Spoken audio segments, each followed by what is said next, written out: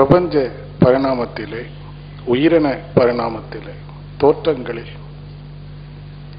இறுதியாக வெளிப்பட்டிருப்பது மனித தோற்றம். அதே போல இயக்கத்தில் இறுதியானது மனித மன இயக்கம். அந்த இறுதியில்தான் முழுமையை காண முடியும். முழுமை என்பது எல்லையற்ற ஏகம். இப்போ சிறிது நேரம் அத்தகைய ஏக உணர்வு பெறுவதற்காக ஒரு சைலன்ஸ் ப்ரோக்ராம், கொஞ்ச நேரம் அமைதியாக மனதை பார்த்தோம். ஒரு சிலர் அமைதி அடைந்திருக்கலாம் முழுமையாக, ஒரு சிலர் முழுமையான அமைதியை நோக்கி நகர்ந்து செல்லலாம். இதை நீங்க தினமும் சிறிது நேரம் செய்து பழகணும். தவம் ஆற்றுகின்ற போது ஒரு முயற்சி எடுக்கிறோம். தியானம் செய்கின்ற போது அதையே கவனிக்க வேண்டும் என்கிற ஒரு முயற்சி. அந்த முயற்சியே ஒரு விதமான டார்ச்சர் என்று கூட சொல்லலாம். எங்கு முயற்சி எடுக்கிறோமோ, எஃபர்ட் இருக்குதோ, அங்கேயும் கொஞ்சம் வேதனையும் இருக்கும். ஏன்னா எஃபர்ட்டுங்கும் போதே முயலுதல், இயலாமையிலிருந்து முயலுதல்.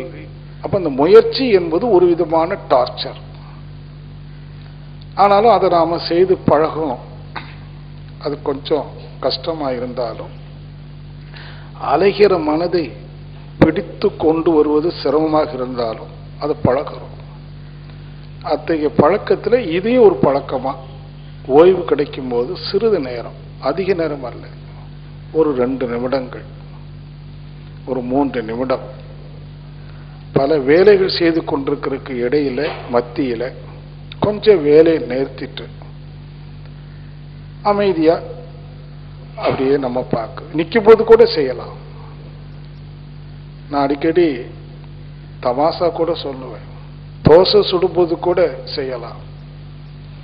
ஏன்னா தோசையை வார்த்துட்டு அதை திருப்பி போடுவதற்கு ஒரு சில வினாடிகள் ஆகும். அது வெந்து வரணும். அந்த இடைப்பட்ட நேரத்தில் கண்களை மூடி உள்ளே பார்ப்பது. அப்போ ஒரு அம்மா கேட்டாங்க, தோசை கரிஞ்சு போச்சுன்னா என்ன பண்றது? ஒன்று சொன்னேன், நீங்க கான்சியஸோட கண்ணை மூடிங்கன்னா அந்த தோசை கரிவதற்கு முந்தைய நிலை வருகின்ற போது உங்க கண்கள் தானாக திறந்து விடும். தோசைக்கும் உங்களுக்கும் இடையில ஒரு இணைப்பு இருக்கு. ஒவ்வொரு பொருளுக்கும் நமக்கும் இடையில ஒரு இணைப்பு இருக்கு, ஒருங்கிணைப்பு ஆற்றல்.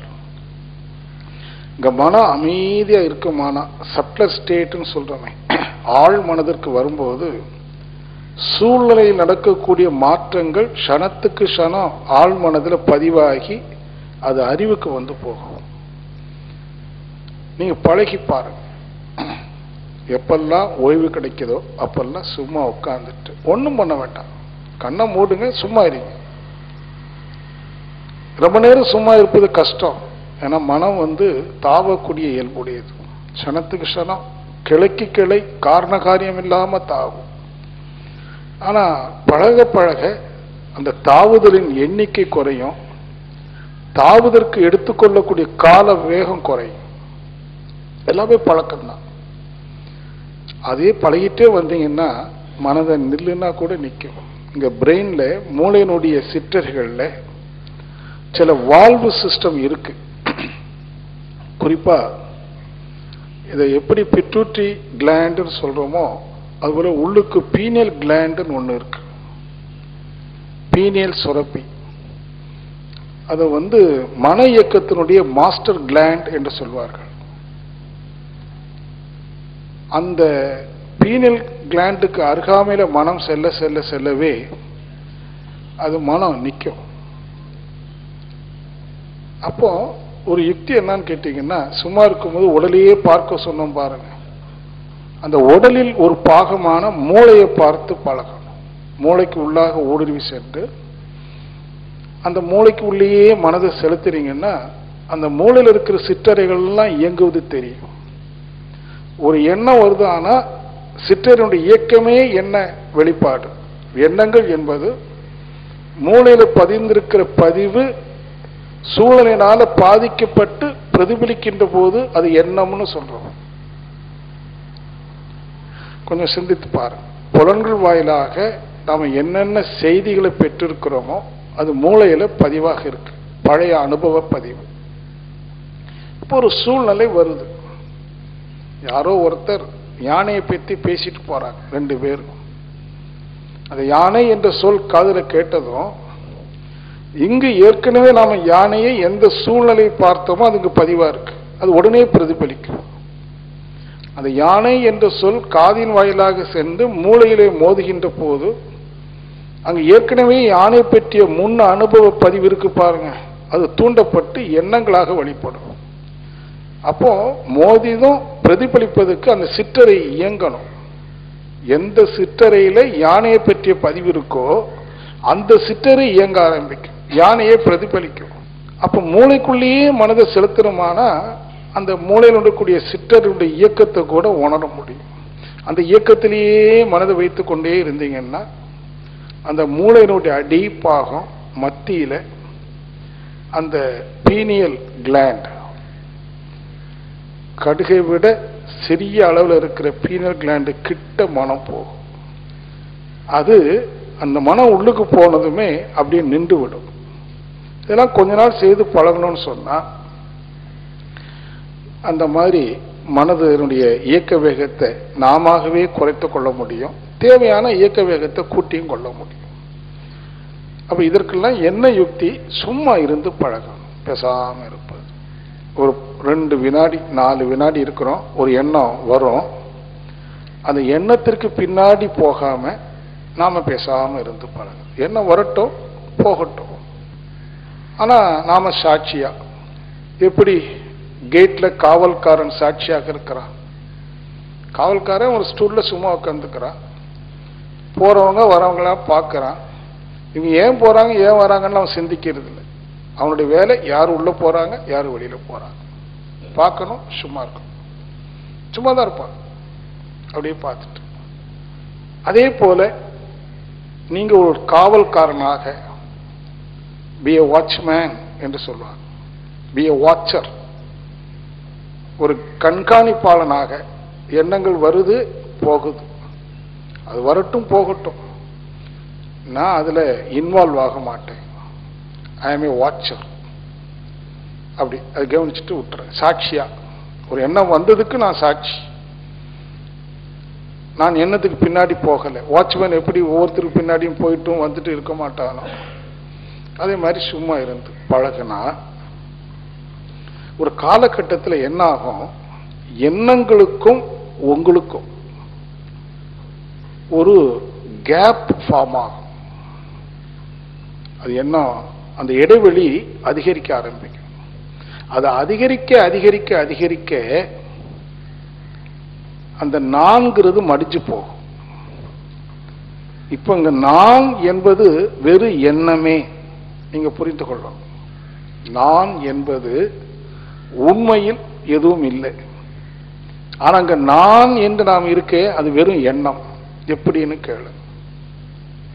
இப்ப நாம நல்ல ஆழ்ந்து தூங்குறோம், தூக்கத்துல நான் தூங்குகிறேன் என்கிற எண்ணம் இருக்கா? இல்ல எனக்கு ஒரு மனைவி இருக்காங்க, 2 குழந்தைகள் இருக்கு, ஒரு வியாபாரம் இருக்கு, வீடு இருக்கு, அது இருக்கு, இது இருக்கு, அந்த உடைமைக்குரிய எண்ணங்கள் இருக்குதா? அதுவும் இல்லை. நான் என்கிற எண்ணமும் இல்லை, எனது என்கிற எண்ணமும் இல்லை. எப்போ? தூங்கும் போது. வேஸ்ட் அவனுக்கு தெரியல. தூக்கம், தூக்கத்துல என்ன இருக்குது என்ன நடக்குதுன்னு கேட்டீங்கன்னா எண்ணங்கள் முற்றிலும் ஓய்ந்து விடுவது தூக்கம். நல்லா பாருங்க, படுக்க ஆரம்பிக்கிறீங்க நைட்ல, யாருமே படுத்ததும் உறங்குவதில்லை, படுத்துட்டு தூங்கலாம் அப்படின்னு நினைக்கிறோம். ஆனா பல எண்ணங்கள் மோதுது, அந்த எண்ணங்கள்லயே இருந்துகிட்டே இருக்கிறோம். அப்புறம் நம்ம அறியாமையே தூங்கிடுறோம். அந்த மனம் எண்ணமாக இயங்குவதற்கு வேண்டிய சக்தி குறையும் போது எண்ணங்கள் தானாக ஓய்ந்து விடுகிறது. இப்ப எண்ணம் முற்றிலும் ஓய்ந்து விட்டது, நாம உறங்கிட்டோம். உறக்கத்துல நான் என்ற எண்ணம் இல்லை. காலையில விழிக்கிறோம், கண் விழிக்கல, மனசு மட்டும் விழிக்குது. இன்னைக்கு வெள்ளிக்கிழமை அல்லவா, இன்னைக்கு அங்கே போகணும் அல்லவா அப்படின்னு எண்ணம் வருது. அந்த எண்ணம் வந்தது நான் போக வேண்டும் அல்லவா. இந்த நான் எப்ப வருது பாருங்க. அந்த எண்ணம் விழித்ததும் நான் வருது, எண்ணம் உறங்கியதும் நான் போயிருது. சரிதானா? கொஞ்ச நேரம் சிரிச்சு பாருங்க. நான்கிறது என்ன அப்படின்னா எண்ணமே நானாக இருக்கிறது. எண்ணம் இல்லாத இடத்து நான் இல்லை. கொஞ்சம் ஒரு 2 நிமிஷம் அப்படியே சிந்திங்க. எங்கு எண்ணங்கள் இல்லையோ அங்கு நான் இல்லை. அதற்கு உறக்கம் ஒரு எடுத்துக்காட்டு. எழுதுறது கூட 2வது எழுதி கொள்ளலாம். கொஞ்சம் மனசுல சிந்திச்சு பாருங்க. ஏன்னா இங்கிருந்து நீங்க போகும்போது நான் போகிறேங்கிற எண்ணம் இருக்கக்கூடாது. உடல் போகலாம். அப்ப நல்ல சிந்தித்து பார்த்தீங்கன்னா நான் என்பது வெறும் எண்ணமே. சரிதானா? அப்படி வச்சுக்கலாம். சரி, எண்ணம் என்றால் என்ன அப்படின்னா யானையை பற்றி சொன்னேன். ஏற்கனவே நாம புறத்தே இருந்து பெற்ற அனுபவ பதிவுகள் மூளையில பதிஞ்சிருக்கு. மீண்டும் சூழ்நிலைக்கு தக்கவாறு, சூழ்நிலை பாதிப்புக்கு தக்கவாறு பதிவானதெல்லாம் பிரதிபலிக்கும். அந்த பிரதிபலிப்பை எண்ணம் என்று சொல்றோம். ஆனா இதுலதான் நீங்க நுழைஞ்சி வெளியில வரணும்.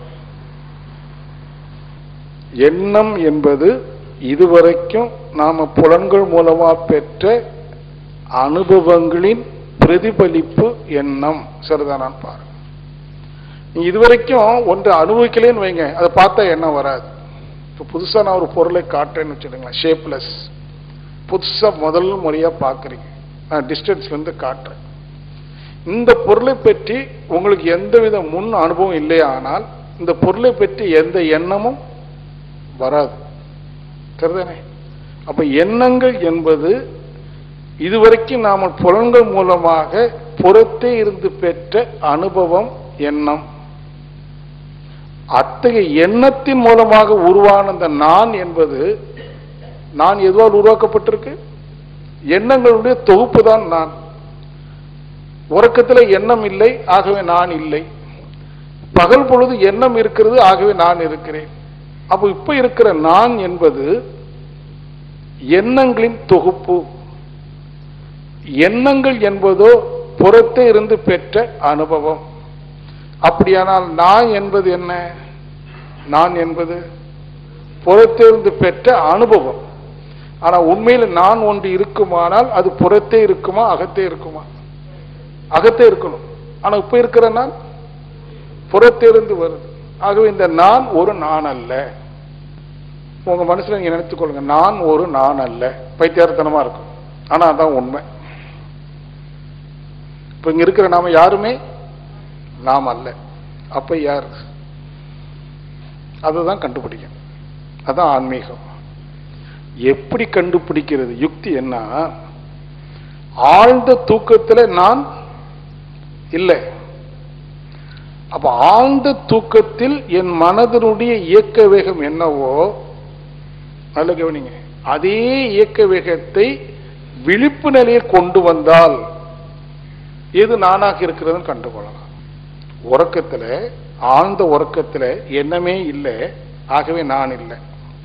அப்ப இந்த நான் இல்லாத போது எது உண்மையான நான் என்று கண்டுகொள்ள வேண்டுமானால் விழிப்பு நிலையில் ஆழ்ந்த தூக்கத்தில் மனதனுடைய இயக்க வேகம் என்னவோ அதை கொண்டு வந்தால் எது உண்மையிலே நானாக இருக்கிறது என்று கண்டுகொள்ள முடியும்.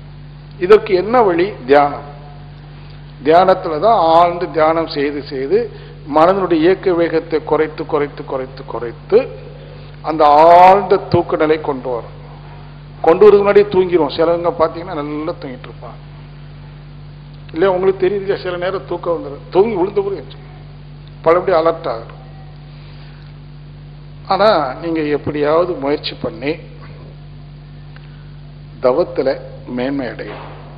தவத்தில் மேன்மை என்பது மனதனுடைய இயக்க வேகம் வினாடிக்கு 5 சுற்று 4 சுற்று அல்லது 6 சுற்று, டீட்டா வேவ்னு சொல்றாங்களா இல்லையா, அந்த அலை நீளத்துக்கு கொண்டு வரணும். கொஞ்சம் கடினம், ஆல்பாவில் நிற்கிறதே கடினம். ஆனா எப்போ அது சாத்தியமாகும் சொன்னா, நாம பகல் பொழுது மனதை உணர்ச்சி வயப்படாம பார்த்துக்கணும். உணர்ச்சி வயப்படாம பார்த்துக்கிறதுக்கு சிந்தனை வேணும். மனம் உணர்ச்சி வயப்படும். ஆனா சிந்தனை செய்துட்டே வந்தீங்கன்னா அறிவு தெளிவாக மனம் உணர்ச்சி வயப்படாது. எப்போ மனம் உணர்ச்சி வயப்படும்? நாம் அறியாமையில் இருக்கும்போதுதான் உணர்ச்சி வயப்படும். அறிவு உடைமைக்கு வந்துட்டோம்னு சொன்னா அது உணர்ச்சி வயப்படுதல் குறைஞ்சு போகும். அது என்ன, எப்படி சொல்றீங்க, எங்களுக்கு புரியலையேன்னு கேட்டீங்கன்னா ஒரு உதாரணம் சொல்றேன்.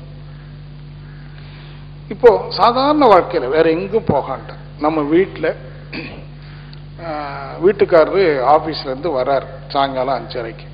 ஒரு சூழ்நிலை, அவர் வரும்போதே அவருடைய செருப்பு அவர் போடுறாரு பாருங்க, அந்த ஸ்டைல்லே தெரியும் அவர் கோபமா வராரா சாந்தாவா வராரா தெரிஞ்சுக்கலாமா? ஒருத்தருடைய வருகையை பார்த்ததும் அவர் கோபமா உணர்ச்சி வசப்பட்டு வராரா சாந்தமா வராருன்னு தெரிஞ்சுக்கலாம். அவர் கொஞ்சம் கோபமா வர்றாரு, நீங்களும் டீயை கொடுக்குறீங்க, தட்டி விட்டுறாரு. டீயை தட்டி விட்டு 2 கெட்ட வார்த்தையும் பேசுறாருன்னு வச்சுக்குவோம். இப்ப அவர் என்னவாக இருக்கிறாரு? சினமாக இருக்கிறாரு, சினத்தை வெளிப்படுத்துறாரு. அப்படி அவர் சினத்தை வெளிப்படுத்தும் போது உங்க டீயை தட்டி விட்டா உங்க மனசுல என்ன ஏற்படும்? சினம் ஏற்படும், சரிதானே? அவரு சினமா ஆக்ட் பண்றாரு, நீங்க சினமா ரியாக்ட் பண்றீங்க. இந்த இடத்துலதான் ஒரு தெளிவான சிந்தனைக்கு வரணும். காலையில போகும்போது சந்தோஷமா போனார், டிஃபன் கேரியர் கொடுக்கும்போது சிரிச்சுட்டு டாட்டா காட்டி போனாரு. இப்ப ஏன் கோபமா வர்றார்? அப்படி சிந்திக்க. நீங்க ரியாக்ட் பண்ணாம இவர் ஏன் சந்தோஷமா போனவர் இப்போ கோபமா வராரு அப்படின்னா ஏதோ ஒரு காரணம் இருக்கணும் தானே. ஆனா அந்த காரணம் நீங்கள் அல்ல. ஏன்னா காலையில உங்கள்கிட்ட சந்தோஷமா தான் போனாரு. அப்ப வெளியில ஆபீஸ்லயோ எங்கேயோ ஒரு இடத்துல அவர் கோபப்படும்படி ஏதோ ஒரு சூழ்நிலை நடந்திருக்கு, அங்க ஒரு சினத்தை காட்ட முடியல. அப்ப வீட்டுல வந்தது யார்கிட்ட காட்டுவாங்க? யாரு வீக்கர் செக்டார்? யாரு? மனைவி தானே கணவனுக்கு காட்டுகிறாரு. இப்ப நீங்க என்ன புரிந்து கொள்ளணும்? ஐயோ பாவம், என் வீட்டுக்காரர் நல்லவர், காலையில சந்தோஷமா போனாரு, எங்கேயோ அவருக்கு ஒரு சங்கடம், அவரை சினத்தை யாரோ தூண்டிட்டாங்க, பாவம் நம்மிடம் காட்டுறாரு. நம்ம என்ன செய்யக்கூடாது? ரியாக்ட் பண்ணக்கூடாது. அவருடைய கோபத்தை என்ன பண்ணிக்கணும்? வாங்கிக்கணும். என்ன பண்ணணும்? வாங்கிக்கணும். ஏன் வாங்கிக்கணும்? நீங்க தானே அவருக்கு துணை, நீங்க தானே அவருடைய சுமை தாங்கி. அப்படின்னு சிந்தனை செய்து வாங்கிட்டீங்கன்னா ஷாக் அப்சர்வர் மாதிரி. இந்த பைக்ல ஷாக் அப்சர்வர் இருக்கும், எந்த ஒன்றையும் எந்த ஒரு ஷாக்கையும் என்ன பண்ணிக்கும்? அப்சர்வ் பண்ணி வண்டிக்கு கொடுக்காது, வண்டி ஓட்டுறவனுக்கு கொடுக்காது. அது மாதிரி உங்களை இயக்கி கொண்டிருக்கிற அந்த கான்சியஸ், அந்த உணர்வுக்கு அவருடைய சினம் பாதிப்பை ஏற்படுத்தாது. எப்போ? நீங்க தெளிவா இருக்கணும். இதான் விழிப்பு நிலை. காலையில போகும்போது சந்தோஷமா போனாரு, இப்ப மாலையில கோபமா வர்றாரு, அவர் கோபத்தை காட்டுறாரு. அந்த கோபத்தை நம்ம என்ன பண்ணிக்கணும்? வாங்கிக்கணும். வாங்கிட்டு விட்டுறோம். அப்புறம் ஒரு அரை மணி நேரம் ஆச்சு, 1/4 மணி நேரம் ஆச்சு, அவர் பாத்ரூம்லாம் போயிட்டு எடுத்து எல்லாம் உட்கார்றாரு. அப்போ மெதுவா கிட்ட போய் என்னங்க ஆச்சு உங்களுக்கு? நல்லா தானே போனீங்க. உடனே அவர் அங்க நடந்ததெல்லாம் சொல்லுவார். சரி சரி போட்டோம். இப்போ அவருடைய வேதனைக்கு நாம என்ன செய்யறோம்? மருந்து போடுறோம். அப்போ நாம எப்படி பழகணும்? எந்த ஒரு சூழ்நிலையிலையும் we should not react. எந்த ஒரு இதுக்கும் நம்ம என்ன செய்யக்கூடாது? ரியாக்ட் பண்ணாம how to respond. அவர் சினமா வந்தாரு, இப்ப ரெஸ்பாண்ட் பண்றோம். அவருடைய சினத்துக்கு எது காரணம்? நான் காரணம் அல்லன்னு தெளிவா தெரியுது. அப்ப அவருடைய சினத்தை நம்ம என்ன பண்ணிக்கிறோம்? ஒன்னும் வாங்கிக்கிறோம் அல்லது உதாசீனப்படுத்துறோம். நான் நல்ல காரணம், அவ யாருக்கோ மேல கோபத்தை இங்க காட்டுறாரு, காட்டிட்டு போட்டோம், அலட்சியப்படுத்தும். ஒண்ணும் இல்ல, சாயங்காலம் வந்தது அவர் கோவச்சிருக்கு, நான் தான் காரணம்னு வச்சுக்குவோம். உங்களுக்கு தெரியும் ஏதாவது கோபத்துக்கு என்ன காரணம்னு பார்த்தீங்கன்னா தெரிஞ்சு போகோ, இன்னைக்கு காலையில் நான் சாப்பாட்டில் இட்லிலாம் வச்சேன், சட்னி வைக்க மறந்துட்டேன், வெறும் இட்லியை கொடுத்து விட்டுருப்பீங்க. ஒரு உதாரணத்துக்கு. இல்லை ஒரு வீட்டில் வர சமயத்தில் வீட்டு வாசல்ல மாலை 6 மணிக்கு அந்த விளக்கு மாதிரி கிராஸில் கிடக்குன்னு வச்சுக்கோ, அதை பார்த்தோட்ட தட்டுறாரு. ஓஹோ, இந்த விளக்கு மாதிரி நான் வச்சதுனால தான் அவருக்கு சினம் வருது தெரிஞ்சுக்கிறோம். அப்ப அவருடைய சினம் நியாயமான சினமா அநியாயமான சினமா? நியாயமான சினம். ஒருத்தர் நியாயமா நம்ம மேல கோச்சுக்கிட்டா அந்த கோவத்தை என்ன பண்ணிக்கணும்? வாங்கிக்க வேண்டியது. இப்ப என்ன பண்றோம்? ஒண்ணு சினத்தை வாங்கிக்கிறோம் அல்லது சினத்தை அலட்சியப்படுத்துறோம், ரியாக்ட் பண்ணல. இப்படி ஒவ்வொரு விஷயத்திலும் இது கஷ்டம். ஆனா விழிப்பு நிலையோடு இருக்கணும். கணவர் யாரு? மனைவி யாரு? என் கணவன், என் மனைவி. இப்போ நேற்று சொன்ன என் மனைவி என் மனைவி அல்ல, இந்த இடத்துல சொல்றேன் என் மனைவி என் மனைவி தான், என் கணவன் என் கணவன் தான். நான் ஏற்றுக்கொள்றேன். என் குழந்தை தப்பு செய்து, என் குழந்தை இல்லையா, நான் ஏத்துக்கிறேன். இப்போ நீங்க தாய்மார்கள் உங்க பையன், சின்ன பையன் ஒரு தப்பு செய்தா சரி போட்டுன்னு தட்டி கொடுத்து ஏத்துக்குவீங்களா? ரொம்ப கோவிச்சு தாறுமாறா பேசுவீங்களா? கொஞ்சம் பேசிட்டு ஏத்துக்குவீங்க, சரி போட்டுண்டான்னு மடியில படுக்க வச்சிருக்கீங்க. ஏன்னா உங்க மகன், உங்க உதிரம். அதே மாதிரி உங்க கணவரையும் நீங்க உங்க மகனா ஏத்துக்குவீங்களா? என்னைக்கு ஏத்துக்கிறீங்களோ அன்னைக்கு உங்களுக்கு அவன் மேல கோபம் வராது. உங்க கணவர் எப்போது கணவர்? அந்த 5 நிமிஷத்துக்கு மட்டும்தான். பகல்ல உங்க கணவர் யாரு? உங்க பையன். அது மாதிரி ஆண்கள் தன் மனைவியை எப்படி பார்க்கணும்? தாயா பார்க்கணும். தாய் கோச்சுக்கிட்டா பையன் என்ன செய்வான்? ரியாக்ட் பண்ண மாட்டான். பாத்துக்கீங்களா? ஒரு அம்மா பையனை கோச்சுட்டா போமா அப்படின்னு போயிடுவான், அலட்சியப்படுத்திடுவான். அம்மா எவ்வளவு கோபிட்டாலும் போமான்னு போயிடுவான். அதே மாதிரி கணவன் தன் மனைவியை தாயா பார்க்க முடியுமானா போமான்னு போயிடலாம். அப்ப இன்னையிலிருந்து நம்ம விழிப்பு நிலையில என் கணவன் என்னுடைய மகன் போல. அதான் ஒரு பழமொழி உண்டு, தாய்க்கு பின் தாரம் தாயாக வர்றாங்க. தாய்க்கு பின் தாரம்னா அப்படி அல்ல, தாய்க்கு பின்பு தாயாக வருபவர் யார்? தாரம். அதுக்கு சான்ஸ்கிரிட்ல ஸ்லோகமே இருக்கு. திருமணத்தன்று மாலையில அருந்ததி பார்த்து அம்மியில காலை வச்சு மாட்டி விட்டுறாருல, ஒரு சடங்கு இருக்கா இல்லையா? அந்த சடங்குனுடைய பொருள் என்னன்னு கேட்டீங்கன்னா, அந்த நேரத்தில் சாஸ்திரிகள் ஒரு ஸ்லோகம் சொல்லுவார், சொல்லணும், இப்ப அதெல்லாம் கிடையாது. அது என்ன பொருள் அப்படின்னு கேட்டீங்கன்னா, அந்த முதல் நாள் சாந்தி முகூர்த்தம் போவதுக்கு முன்பு தனக்கு மனைவியா வந்திருக்கவளை தாயா நினைச்சு காலை தொட்டு கும்பிடணும். மனைவியுடைய காலை தொட்டு தாயாக பார்த்து கும்பிடணும். அதான் ஐதீகம். ஏன் தாயாக பார்க்கணும்னு ஒரு கேள்வி வரும். அப்போ அந்த சான்ஸ்கிரிட் ஸ்லோகத்தினுடைய பொருள் என்னன்னா, அந்த பையன் அந்த பொண்ணுகிட்ட சொல்றான், நீ மனைவியா வந்திருக்கிற, நான் நிறைய பாவம் செய்து பாவ மூட்டைகளை சுமந்துட்டு வந்திருக்கிறேன். இந்த பாவ மூட்டைகளை இறக்கி வைப்பதற்கு இந்த ஒரு பிறவி எனக்கு போதாது, இன்னும் ஒரு பிறவி வேணும். நான் மீண்டும் பிறக்கணும். நான் மீண்டும் பிறக்கணும்னா என்ன வேணும்? ஒரு கர்ப்ப பை வேணும். முதல்ல எங்க அம்மா என்ன பெற்றாங்க, கர்ப்ப பையை கொண்டு வந்தாங்க, என்ன பெற்றாங்க. நான் மீண்டும் பிறப்பதற்கு ஒரு பை வேணும். அது நீ கொண்டு வந்திருக்கிற என் தாய் மாதிரி, ஆனாலும் வணங்குறேன். எனக்கு மீண்டும் ஒரு பிறப்பை கொடுப்பதற்கு வந்திருக்கிற என் மனைவியே, நான் உன்னை தாயாக பாவிக்கிறேன். சாந்தி முகூர்த்தத்துக்கு போக முன்னாடி அதை வச்சாங்க. அதான் தாய்க்கு பின் தாரம் தாயாக வருகிறாள். இது உண்மையிலேயே அவங்க கடைபிடிக்க சொல்றாங்க. இந்த மாதிரி ஒவ்வொரு ஆணும் பெண்ணும் கணவனை மகனாகவும் மனைவியை தாயாகவும் பார்க்கிற மன அளவில் பார்க்கிற தன்மை வந்துட்டுன்னா, அம்மா கோச்சுக்கிட்டா பையன் ரியாக்ட் பண்ண மாட்டான், பையன் தப்பு செய்தா அம்மா ரியாக்ட் பண்ண மாட்டாங்க. அதே மாதிரி யாருடைய வீட்டில் கணவன் மனைவியிலிருந்து தான் ஆரம்பிக்கும். மனுஷன் தான் சொல்லுவாங்க, சமுதாயத்தில் ஒரு மலர்ச்சி ஏற்படும் சொன்னா குடும்பத்தில் மலர்ச்சி ஏற்படும். பிறரிட அன்பு காட்ட வேண்டும் என்று சொன்னா குடும்பத்தில் அன்பு காட்டணும். அது எப்ப சாத்தியமாகும்? இது போல உட்கார்ந்து சிந்திக்கணும். அப்படி சிந்திச்சுட்டு வந்தீங்கன்னா 4ஆம் வட்டத்தில் கொஞ்சம் கொஞ்சமா அறிவு தெளிவுக்கு வரும். அறிவு தெளிவுக்கு வரும். அப்படி வந்து நீங்க சிந்தனை எல்லாம் பண்ணிட்டு வந்தீங்கன்னா, முத சொன்னமே, இந்த நான் எனதுங்கிறது தானா அழிஞ்சு போகும். நான் எப்ப இருக்கு? எனதுன்னு ஒண்ணு இருக்கிற வரைக்கும்.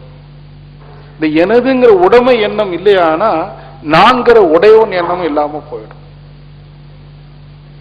இந்த நான் என்கிறத அது ஒரு மாயை, நேரடியாக அழிக்க முடியாது. ஒன்று உண்மையாக இருந்தால் அழிச்சிடலாம். அது நிழலாக இருந்தா எப்படி அழிப்பது? நிஜத்தை அழிக்கலாம், நிழலை என்ன செய்ய முடியாது? அழிக்க முடியாது. முடியுமா? அது நிழல். நிழலை என்ன செய்ய முடியாது? அழிக்க முடியாது. நிஜத்தை அழிக்கலாம். நான் என்பது நிழல், அதை அழிக்க முடியாது. ஆனால் அந்த நிழல் எதனுடைய நிழல்? எனதுன்னு சொல்றோம் பாருங்க. என் மனைவி, என் வீடு, என் குடும்பம், எனது எனது என்று சொல்லக்கூடிய அந்த உடைமைக்குரிய எண்ணங்கள், அந்த உடைமையினுடைய நிழல் தான் நான். அப்ப எதை அழித்தால் இந்த நான் அழியும்? உடைமைகளை அழிக்கணும். எது உடைமை? என் குடும்பம், என் தொழில், எனது நாடு, எனது ஜாதி, எனது மதம், எனது மொழி, எனது தேசம். எவ்வளவு எனது வச்சிருக்கோம்? அப்படி எனதுன்னு ஒண்ணுமே இல்லை. அது எப்படிங்க சொல்றீங்க? என் குடும்பம் இருக்கே, என் நாடு இருக்கே, இருக்கு. எது வரைக்கும்? நீ சாகிற அன்னைக்கு கொஞ்சம் நினைச்சு பாருங்க. மரணம் ஒன்று நம்முடைய அனைத்து எனதுகளையும் என்ன செய்துவிடும்? போயிடுதா இல்லையா? அது உண்மையில் உனது என்றால் நீ போகும்போது கொடியே கொண்டு போக முடியுமா? எந்த ஒன்றை நீ கொண்டு செல்கிறாயோ அது உன்னுடையது. எதை கொண்டு செல்ல முடியும்? ஒன்றுமே இல்லை. இல்லை, எந்த ஒன்றை நீ கொண்டு வந்தாயோ அது உன்னது. எதை கொண்டு வந்தாய்? ஒன்றும் கொண்டு வரல. அப்ப எது உனது? எதுவுமே எனது அல்ல. எனது என்பது ஒரு பாவனை, அதுவும் ஒரு நிழல். உண்மையில் எது எனதுன்னா கொஞ்சம் சாமிச்சு சில இடங்கள்ல சொல்லுவாங்க. இந்த டேபிள்ல ஒரு ஆப்பிள் பழம் இருக்கு. இப்ப இது என்னுடைய ஆப்பிள் பழம்னு சொல்றேன். அது வேறு, நான் வேறாக இருக்கிறேன். அது எனதுன்னு பாராட்டுறேன். இப்ப அந்த ஆப்பிள் பழத்தை எடுத்து கடிச்சு சாப்பிடுறேன். உள்ள போயிடுச்சு. இப்ப ஆப்பிள் என்னவாச்சு? உள்ள போய் ஜீரணமாகி நானா மாறிடுச்சு. இப்ப ஆப்பிள் இல்லை. அப்ப எந்த ஒன்று என்னோடு ஐக்கியமாகுமோ அது மட்டுமே என்னுடைய. அப்போ எது ஐக்கியமாயிருக்கு? பிறந்து வரும்போது எதுவும் கொண்டு வரல, ஆனா ஒன்னே ஒண்ணு கொண்டு வந்தோம். எது கொண்டு வந்தீங்க? இந்த உடல்னு வச்சுக்கோமே, உடலோட பிறந்தோம். அதனால்தான் இதற்கு உடைமைக்கு உடல் என்று பெயர். முதல் உடைமை உடல். உடைமை என்ற சொல்லில் இருந்தான் உடல் வந்தது. முதல் உடைமை கொண்டு வந்தோம் அட்லீஸ்ட். ஆனா நிர்வாணமா பிறந்திருக்கும். அதுக்கு அர்த்தம் இந்த உடலுக்கு உடைமைகள் இல்லை. இந்த ஆன்மாவிற்கு முதல் உடைமை இந்த உடல். பிறந்து வரும்போது உடலோடு வந்திருக்கிறோம். ஆனால் இந்த முதல் உடைமையாக உடலுக்கு எந்த உடைமையும் இல்லை. அப்புறம்தான் சட்டி போடுறோம், சட்டையை போடுறோம், சாப்பாடு போடுறோம், எல்லாம் போடுறோம். இப்ப நிறைய நாம கஷ்டப்பட்டு சம்பாதிச்சு நிறைய சொத்து எல்லாம் சேர்த்துட்டோம். எனதுன்னு சொல்றோம், இந்த உடலுக்கு உரியது. ஆனா மரணம் அந்த உடைமைகளை மட்டுமல்ல, இந்த முதல் உடைமையும் என்ன செய்துடும்? அழிச்சிடும். அப்ப ஆன்மா எப்படி? ஒண்ணும் இல்லாம போகுது. அப்ப எதுவுமே எனது அல்ல. இது பிறந்த பிறகு கடைசி வரைக்கும் இடையில வருது போகுது. இடையில வருது போகுது. இருக்கட்டும், வீடு சொத்து சோழம் இருக்கட்டும், மன அளவுல இல்லை. இது நிரந்தரம் அல்ல. எந்த ஒன்றுமே சாஸ்வதம் அல்ல. இது ஒரு நாள் என்னுடைய மரணத்தின் மூலமாக அத்தனையும் நாம இழந்து விடுவோம் அப்படின்னு மனசுல பக்குவப்படுத்திட்டே வந்தா எதுவும் எனது அல்ல அப்படின்னு நீங்க மனசுல உறுதிப்படுத்தணும். வேற வழி இல்லை. இதுதான் தாந்திரிக் மெத்தட். மனசுல உறுதிப்படுத்தணும். சரி, எனதுன்னு எதுவும் இல்லை, நான் இருக்கிறேனே அப்படின்னு உங்க மனசுல வரும். சரி, எது நான்? ஒருத்தர் தம்பியை வழியில பாக்கிறோம், இல்ல ரயில்ல பயணம் செய்யறாரு. தம்பி உங்க பேர் என்ன? இல்ல நீங்க யாரு, எங்க போறீங்க? அது நானுங்களா, என் பேர் சுப்பிரமணியங்க, என்னுடைய வீடு இந்த இடத்துல இருக்கு, நான் இன்னும் வியாபாரம் பண்றேன் சொல்றீங்களா இல்லையா? ரயில்ல புதுசா ஒருத்தரை சந்திச்சதும் நீ யாருன்னு கேட்டா அவருடைய பெயரை சொல்றாரு, முகவரியை சொல்றாரு, தொழிலை சொல்றாரு. நான் திருப்பி கேட்கிறேன், நான் உங்க பேரை கேட்கல, உங்க வீடு எங்க இருக்குன்னு கேட்கல, நீங்க என்ன செய்றீங்கன்னு கேட்கல, நீ யாருன்னு கேட்டேன். அது சொல்லவே இல்லைங்களே. கொஞ்சம் உங்களுக்குள்ள கேட்டு பாருங்க. நான் நீ யாருன்னு கேட்டேன், நீ உங்களுடைய பேரை சொல்றீங்க, நான் உங்க பேரை கேட்கல. உங்களுடைய தொழிலை சொல்றீங்க, உங்க தொழிலையும் கேட்கல. உங்க முகவரியை சொல்றீங்க, உங்க முகவரியும் கேட்கல. நீ யாருன்னு கேட்டேன். அதங்க நானு. அது எப்படி உங்க முகவரியா? நீங்க அது லேபிள். ஒரு பாட்டில லேபிள் ஒட்டி இருக்குல்ல, அது மாதிரி முகவரி என்பது ஒரு லேபிள். தொழில் என்பது அது உங்களுடைய உடைமை. நான் டாக்டர்னு சொன்னா அவர் டாக்டர் இல்ல, மருத்துவம் என்பது அவருடைய தொழில். இந்த ரோட்ல தேங்காய் வித்துட்டு போவான், தேங்காய் தேங்காய்னு சத்தம் போட்டுட்டே போவான். நம்ம வீட்டு அம்மா அங்கிருந்தே தேங்காய் அங்க வாம்பா, உடனே அவர் வந்துருவார். அவர் என்ன தேங்காவா? அது மாதிரி அவர் தேங்காய் அல்ல. அதே மாதிரி டாக்டர்னு சொன்னா அவர் டாக்டர் அல்ல, அது மருத்துவம். ஆனா அந்த டாக்டர் தானே டாக்டரா நினைக்கிறார். ஐ ஆம் சோ அண்ட் சோ சொல்றாங்க. ஐ ஆம் சோ அண்ட் சோ. நீ எந்த சோ அண்ட் சோவும் இல்லை. நீ டாக்டருங்கிறது உன் தொழில், பேர் உன்னுடைய பெயர். நீ யார்? என்ன இந்த கேள்விக்கு பதில் இல்லை, ஏன்னா நமக்கு தெரியாது. அப்ப எந்த ஒரு இன்னாரும் நான் இல்லை என்று கருதி கொண்டு உள்ள பார்க்கணும். இந்த வெங்காயத்தை உரிப்பாங்கல்ல, வெங்காயத்தை உரிச்சிட்டு வந்தா என்ன ஆகும்? கடைசியில் ஒன்றும் மிஞ்சாது. அது மாதிரி நான் ராதாகிருஷ்ணன் அல்ல, நான் வியாபாரி அல்ல, நான் என் மனைவிக்கு கணவன் அல்ல, என் குழந்தைக்கு நான் அப்பா அல்ல, நான் இல்லை இல்லை இல்லை. இதான் வள்ளுவர் சொல்றார், யாதனின் யாதனின் நீங்கியான். நான் எதை விட்டு நீங்கி வர்றேன்? என் பெயரை விட்டு, என் தொழிலை விட்டு, என் முகவரியை விட்டு, என் அனைத்து உடைமைகளையும் விட்டு விட்டு விட்டு யாதனின் யாதனின் நீங்கியான் நோதல். என் மனம் ஒவ்வொன்றையா கழிச்சு கழிச்சு கழிச்சு நேதி நேதி நேதி. சான்ஸ்கிரிட்ல நேதினா இல்லை. ஐ am not, I am not, so and so. யாதனின் யாதனின் நீங்கியான். நான் எல்லாத்தையும் என் உடைமையெல்லாம் விட்டுட்டு நோதல் அப்படி இருக்கிறேன். அதனின் அதனின் எதுவால் நான் என்னை அறியப்பட்டேனோ, அடையாளம் கண்டேனோ, அந்த அடையாளங்கள் எல்லாம் அடையாளமற்ற ஒரு அடையாளம் என்னுடைய ரியாலிட்டி அங்க உணர்வுக்கு வரும். அந்த உணர்வுக்கு வரும்போதுதான் உண்மையிலே நான் எது. அப்ப இந்த நானை அழிப்பதற்கு முதல்ல எனது என்பது என்ன, அதை அழிச்சு பழகும். நீங்க சும்மா இருக்கும் போதெல்லாம் எல்லாம் இருக்கு, ஆனா என்னுடையதல்ல. ஏன் என்னுடையதல்ல? எதையும் நான் கொண்டு வரல, எதையும் கொண்டும் போக முடியாது. இப்ப டெம்பரரியா என்கிட்ட இருக்கு அப்படி மனசுல பதிச்சுட்டு வந்து, அதே மாதிரி கொஞ்சம் கூட எனது என்பது இல்லை என்றால், அதாவது உடைமைகள் இல்லை என்றால், உடைமைகளால் உருவாக்கப்பட்ட உடையவனாகிய நானும் இல்லாம போயிடும். அப்படிங்கிற மாதிரி நீங்க சிந்திச்சிக்கணும். கொஞ்சம் மடத்தனமா இருக்கும் இந்த சிந்தனை, கொஞ்சம் வேடிக்கையாகவும் மடத்தனமாகவும், இது அறிவுக்கு எட்டாத மாதிரி இருக்கும். ஆனா நீங்க செய்யணும். ஓய்வு கிடைக்கும் போது கண்ணை மூடி தவம் மட்டுமல்ல, இந்த மாதிரி பல கோணங்களில் சிந்திச்சிங்கன்னா நிச்சயமா ஒரு நாளைக்கு இந்த எனதும் போயிடும், நானும் போயிடும். ஒருத்தர் சொல்றாரு, எங்கு நீ இல்லையோ அங்கு இறை தோன்றும். இறைவன் எங்க இருக்கிறான்னா, எங்கு நீ இல்லையோ அங்கு இறைவன் தோன்றும். அப்படின்னா என்ன அர்த்தம்? எங்கு இந்த நான்கிற அகங்காரம் இல்லையோ, ஈகோ இல்லையோ, அங்கு இறைவன் தோன்றுவான். வள்ளுவரும் சொல்றார், யான் எனது எனும் செருக்கறுப்பான் வானோருக்கும் உயர்ந்த உலகம் புகும். கேள்விப்பட்டீங்களா இந்த கவி? எல்லார் வீட்லயும் ஒரு திருக்குறள் புஸ்தகம் இருக்கணும், போகும்போது வாங்கிட்டு போகணும். தினசரி ஒரு குறள், தத்துவ ரீதியான குறள். காமத்துப்பால் வேண்டாம், பொருட்பாவும் வேண்டாம், முதல்ல அறத்துப்பால். யான் எனது எனும் செருக்கு அறுப்பான். நான் எனதுன்னு சொல்றோம் இல்லை, செருக்குன்னா ஈகோ, அகங்காரம். அறுப்பான். இப்ப நம்ம அறுத்துட்டோம், எனதுன்னு ஒண்ணு இல்லை, நான் ஒண்ணும் இல்லை. அறுத்தா வானோருக்கும் உயர்ந்த உலகம். வான் என்றா பிரபஞ்சம்.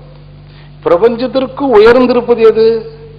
சிவகலம். புகும், அவன் சிவத்தோடு புகுந்து விடுறான். அதாவது யாருடைய மனசுல நான்கிறது இல்லாமல் போகுதோ அங்கு இறை தோன்றும். அவன் என்று உங்களுக்கு இறை உணர்வு கிட்டும், என்றைக்கு நம்ம மனசுல நான் எனதுங்கிற எண்ணம் இல்லையோ. நீங்க அமைதியா இருக்கும், சில வார்த்தைகளை சொல்லிட்டே வந்து கவனிச்சிக்கல. நான் எனது அற்று, நான் எனது என்றும் எண்ணங்களை கடந்து சும்மா இருப்போம் சும்மா இருப்போம் சும்மா இருப்போம். அப்படி நீங்க பழகினா நிச்சயமா நான் எனது என்பது முற்றிலும் மாயை. மாயைனா உண்மைக்கு புறம்பானது. வாழ்க வளமுடன். உலக தோற்றங்களில் அதனாலதான் பாருங்க, சுத்தவெளியா இருந்திருக்கலாமா இல்லையா? மகரிஷிட்ட கேட்பாங்க அடிக்கடி. அந்த சிவம் சிவனேன்னு இருந்திருக்கலாம் இல்ல, இருந்திருக்கலாம். ஏன் அது எழுச்சி பெற்று இப்படி எல்லாம் ஆகி துன்பப்பட்டு கடைசியில் அதை நோக்கி போகணும்? அதுக்கு பதில் இங்க வராமே இருந்திருக்கலாமே கேட்பாங்க. அப்ப உண்மை என்னன்னா, சிவத்திற்கு தன்னுடைய தன்மை தெரியாது, சிவத்தன்மை தெரியாது. எப்படி நிழலில் இருப்பவனுக்கு நிழலின் தன்மை தெரியலையோ, அவன் வெயில்ல போயிட்டு வந்தாதான் நிழலினுடைய அருமை தெரிவது போல, அந்த உண்மைக்கு சிவத்திற்கு தன்னுடைய உண்மைத்தன்மை தெரியாது. தன்னுடைய உண்மைத்தன்மை தெரிவதற்கு மாயை என்கிற புறப்பாடு.